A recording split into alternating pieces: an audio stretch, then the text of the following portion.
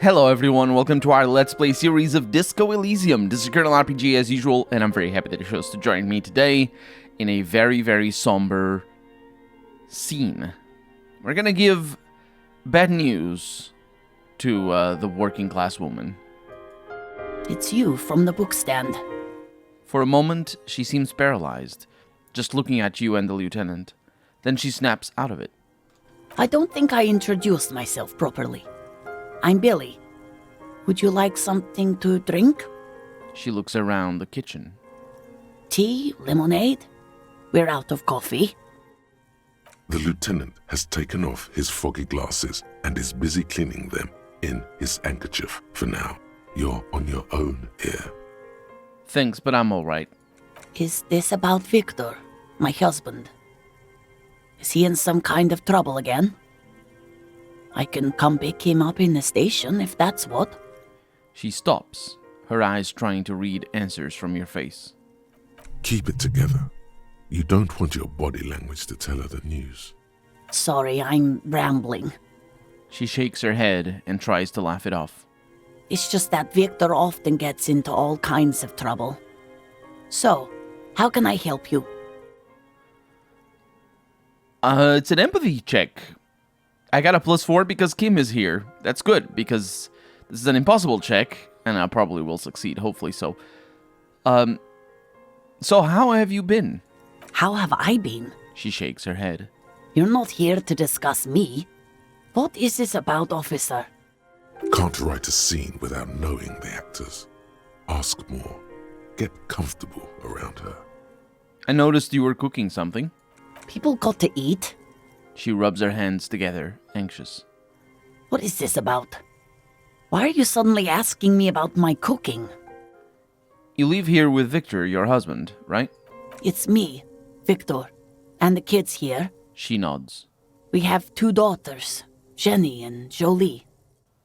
And I'm gonna look around, and where is everybody? I don't see anyone home. The girls are staying at their friend's place tonight. And Victor is out. She swallows visibly. He still hasn't come home? No. She stops. Why? Do you have any news? To your knowledge, did he make it to the library? No. I guess I'll find out when he decides to come back home. She looks at the front door. It shouldn't be long from now. He's never gone for more than a few days. What was he supposed to do in the library? Just to return a book of mine. Why? She looks at you quizzically. Why all those questions, detective? Did he... Was it the glinting curve by M. Thibault? Yes. She becomes unsettled as she says that, her forehead scrunching up in a worried expression. What was the name of the library? Oh, it's in Jamrock. The one at Mayrow Street. I don't know the official name. Central Jamrock Public Library? I think, yes, if that's the one on Mayrow. Remind me again, what was he wearing when you last saw him? His old leather jacket. Can you describe it? It's just your average brown leather jacket, but he bought it as a teenager, so... What about the inner lining? Yes. The lining is hand-sewn. It's blue. I tried to make the thing more weatherproof since he's running around with it in the middle of winter. There's something else I have to tell you. She folds her hands across her chest. Here it comes. Here it does, and I got -1 and -1 from the first 2 checks there. Let me see if I have... Excuse me a little. Let me see what I have over here. There we go. I have the Jamrock Biker Cop Sunnies, +1 empathy because I can feel the streets. And I also have this big coat over here, +1 empathy because M. Knifelock's blues. Because of the... It used to belong to somebody called M. Knifelocks, and it's... Or Knifelocks. So, well, it's gonna be better. She looks up, too anxious to say anything. I'm gonna tell her about the dead body. You've done this before. Just keep your focus. God, do I just say he's dead like that? Yes, that's the most important thing. Use that word. Okay. Ma'am, I'm very sorry to say, but your husband, Victor Mejean, was found dead on the Martinez boardwalk. She blinks. What did you say? A great and terrible spike. The blood freezes in her veins. Your husband, Victor Mejean, is dead. I'm very sorry for your loss, ma'am. Oh, She touches her neck, eyes pale like pearls in seawater. oh, She says again. but he was just... She looks at the kitchen table, where 2 cigarette butts are still in the tray. But he was just here. Alive. We understand this comes as a huge shock. I want you to know that me and my partner He points at you. are here for you if you have any questions. Take your time, ma'am. What happened to him? She turns to you. Her neck and cheeks are covered with red blotches. Her double chin is shaking. It was an accident. He fell through a hole in the boardwalk and hit his head. Was he drunk? We don't know yet, but we will let you know when the results arrive. I see. She withdraws, trying to picture the scene. And you just found him there, lying in the cold. How long had he been there? If you say 2 days maybe, it will be etched in her mind forever. It couldn't have been long. She blinks, eyes welling up with tears, as her hand starts searching for something from the pockets of her dress. The handkerchief. Oh. She's looking for her handkerchief, but the reaction speed fury here is telling me to give her my handkerchief. I'm gonna just give it with no words. A small, terrified smile quivers on her face as she takes the handkerchief and wipes away the tears. She looks disoriented. Is there anyone we could call for you? A friend, a family member, someone who could be here for you? No. She breathes in. I just need to tell my girls. The air gets sucked out of her lungs suddenly. It burns like acid. God, should I call them? Should I tell them to come home? No. A day. No. Take a day to recover. You'll be better prepared when they come home tomorrow. Good. That's probably the right thing. Thank you. She nods, but with a wretched expression. Just tell me, what do I need to do next? Where is he? Can I see him? We've taken him to the city morgue. The local coroner will be contacting you shortly to arrange the funeral. Here's his number in case you want to contact him earlier. He hands her a leaflet with the morgue's contact information. A very good call. Is there anything else that the RCM could do for you? No, I'll call you if something comes up. I'm still... She rubs her face, runs her fingers over cheeks that have become numb. Thank you. She looks down. Thank you for telling me. I'll call if... She runs out of breath. These are her last reserves of strength. Her muscles will give in soon. Already, she starts to shake. Again, I'm very sorry, ma'am. The lieutenant nods at the woman and then looks back at you, his voice lowered. We should step outside and talk. And I'm gonna set the library card by her and leave the room.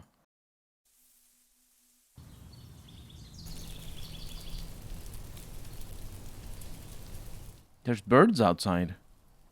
I never noticed that.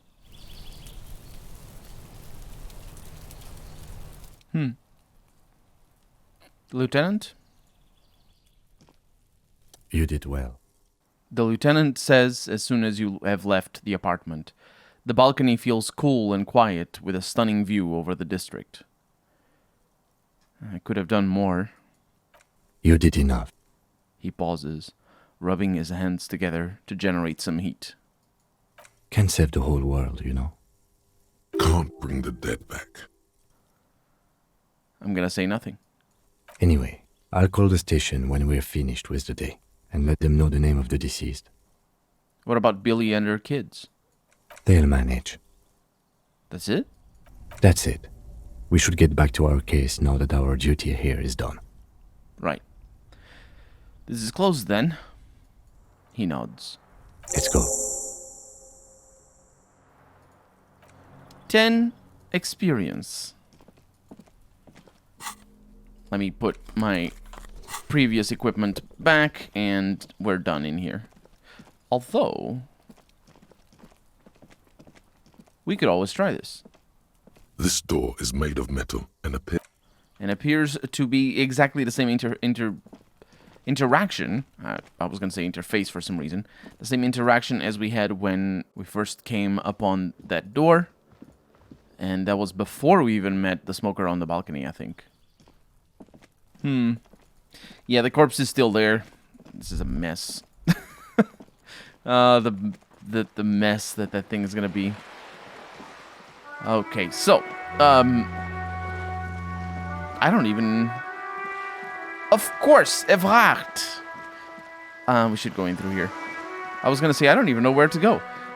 Well, I do now. Let's go to Evrard and finish. We have other things to do, though. We have definitely talked to Hardy Boys and all that. But I want to get my gun as soon as I can. And after that, we can just do all the rest of the things.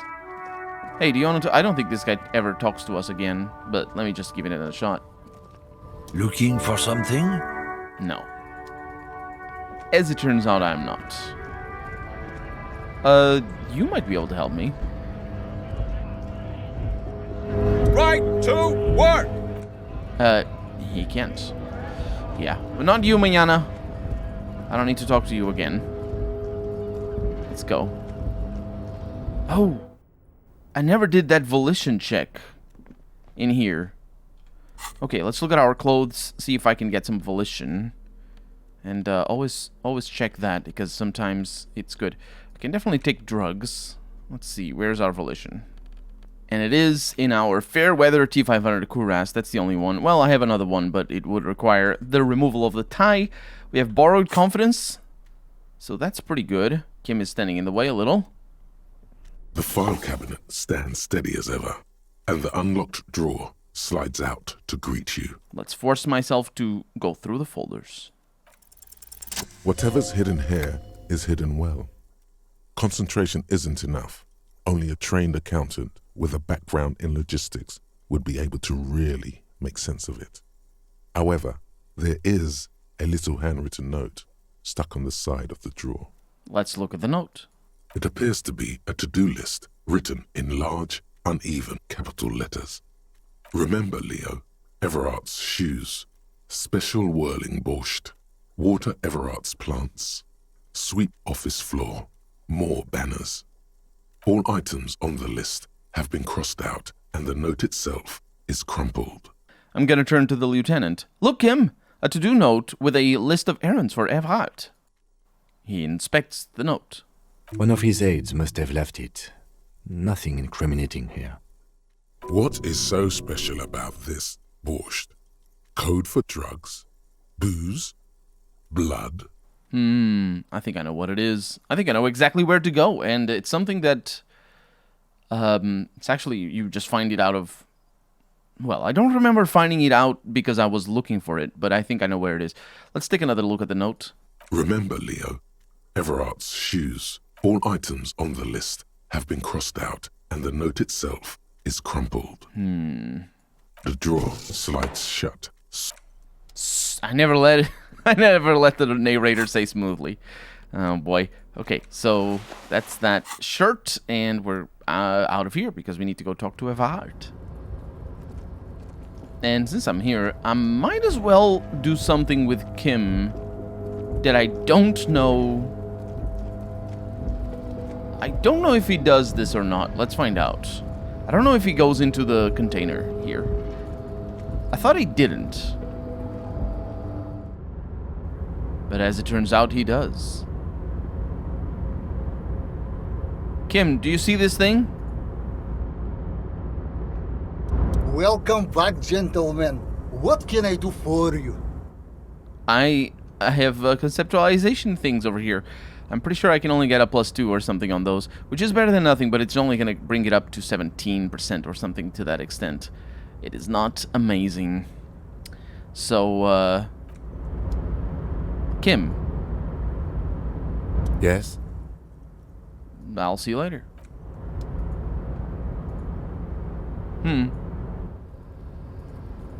It's those red checks. Those are difficult.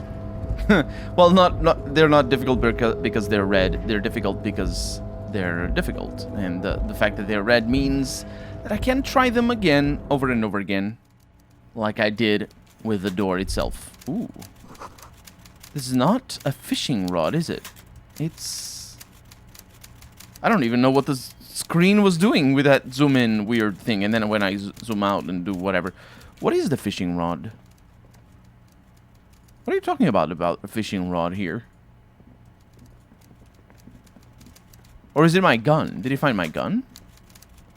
Maybe. Oh, that thing. Oh, it's a cane. Yeah, I think that's the thing. Evart, what's up? It's been a while. Mr. Dubois, I hear the meeting with Titus was a glowing success. His green widens. That's such a relief. Titus can be a handful sometimes. Now, what can Everard Clare do for you today? Do you remember the container I asked you about? It turns out there's a mega rich light bending guy inside. Mega rich lightbending guy? Oh my god. How did that get in there? He's so rich he could get in anywhere. Damn it to hell, Harry. He slams his fist on the table. I specifically told my guys to check all the containers for mega rich lightbending guys. Kim, tell him he was there, There was a guy in the container, the lieutenant says slowly. but he didn't bend any light. That was in the detective's head. Honestly, guys, we might be moving all kinds of suspicious things through this harbor, but I won't be caught transporting the light-bending mega rich. He shakes his head. I have a reputation to protect. Yes, the transportation of the mega rich should be more tightly regulated. Didn't seem like he was safe. You're a fucking idiot, Harry. I love it. Thank you for sharing this deep, idiotic part of yourself with me. A hallucinating market liberal. I love it. So poetic. He bursts out laughing. I shudder to think what you're going to tell me next, Harry. Not for 1 second did he believe there's an actual mega-rich person somewhere in his container town. That's a success? I thought maybe he actually knew about it and was just trying to cover it up. I wanted to go over a couple of things about me. Let's hear it, Harry. Actually, I think I'm good. Of course, Harry, of course. Let's not linger on personal details and amnesia. You wanted something from me. Yeah, it's done. I mailed the signatures you asked me to mail. The Golden Boy returns once more. Wonderful. Simply wonderful, Harry. He claps his hands together like a child who's just been offered cotton candy. Of course. I already knew this. My friend, the mailman, confirms the letter is on its way. You've done a great thing today. You've given the children of Martinez a real future, Harry, and I feel I can finally trust you now. You're in my inner circle. You too, Mr. Kitsuragi. He nods to the lieutenant, smiling broadly. We can talk about anything. The strike, the murder, your lost gun, nothing is off the table. Hear that? You did it the honest way. You got the real signatures, and now he's happy. Well done.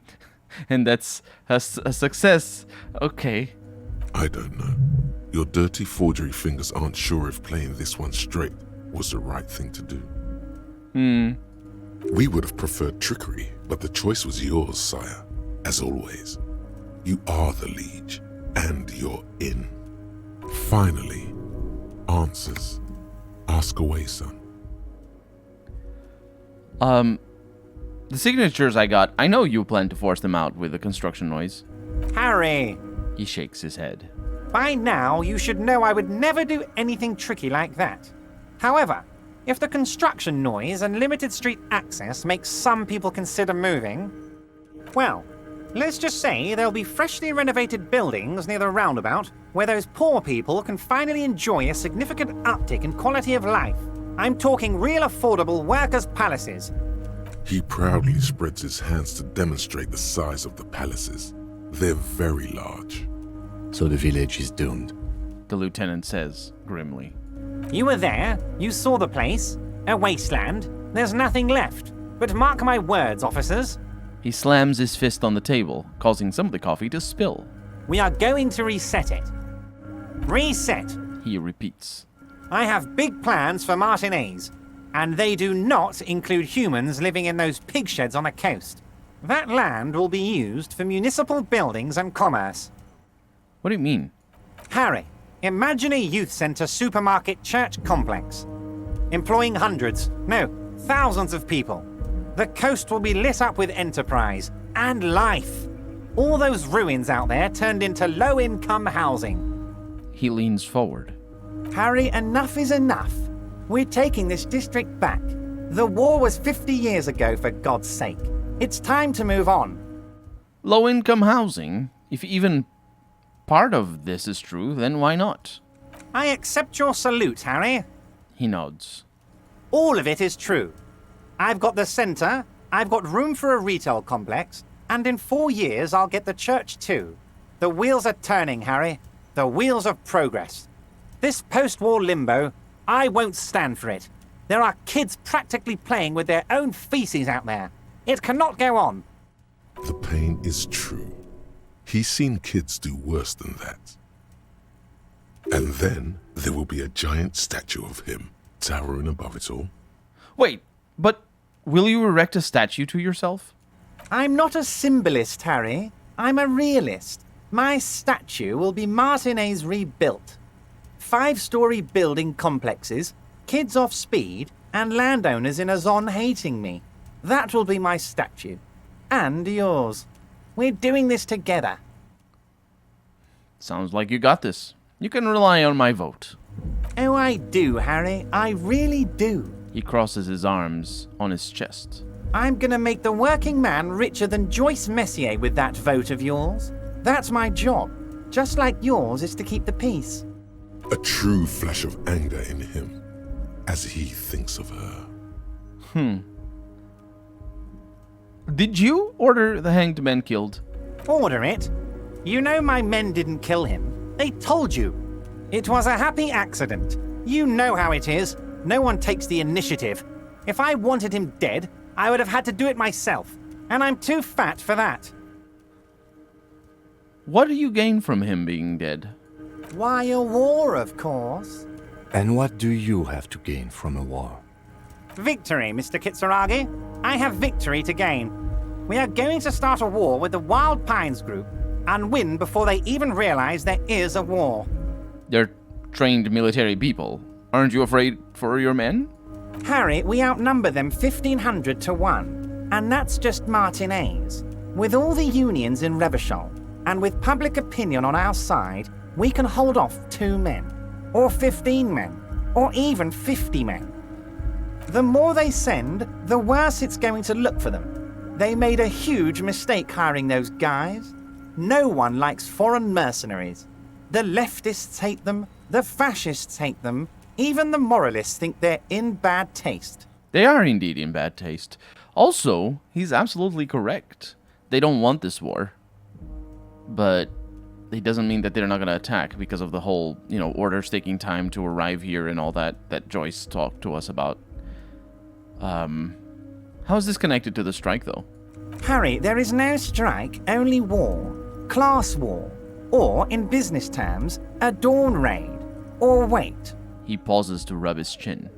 Is that when you still pay them something? Because we won't do that. We're not going to give nothing. We're going to take Terminal B away from them. The roads, the gates, the containers, that big crane, even the damn coffee maker. We're going to take all of it for the people, and fuck Wild Pines. The word fuck rings like a gunshot from his mouth. He doesn't swear often. So that's why you haven't let Joyce in? Yes. It's also why I let that midget Gaumont go. He's too nice. I can't put him through this. Plus, he knows how to get in here. That woman can't tell her tits from her arsehole. She has no chance. What? Tits from her arsehole. It's a local saying. Yeah, but why are you telling me your plans? Because we're friends, Harry. Besides, it doesn't matter now. You can go tell her if you want. It won't change the course of events. We have a significant head start. He looks at the swordfish clock and nods. It's already happening. Well, it is already happening, that's true. But that's gonna be it for now. That's it? He raises his eyebrows. But you haven't asked me about your gun yet. We have so much more to talk about. Yeah, but we're out of time for the day. So for right now, I'm Colonel RPG, and this has been Disco Elysium. I really hope you've enjoyed it, and if you did, go ahead and leave a comment, like the video, but above all, thank you so much for watching, and I hope I'll see you next episode. Bye-bye.